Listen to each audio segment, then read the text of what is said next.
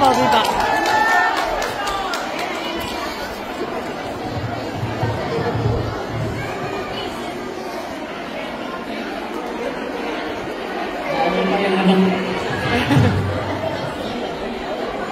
Ragragsakan dance is an adaptation of a tradition in which Kalinga women gather and prepare for the budung or pispa. The Kalinga borrowed the beautiful word ragragsakan from the Ilocano, which means miniment. The two biggest occasions for ragragsakan in Kalinga village are for the homecoming of successful kid takers and the combination of pispa between warring tribes in this dance. Kalinga maidens balance lagba, baskets on their heads, wave colorful tribal blankets, and sing short sanidumay.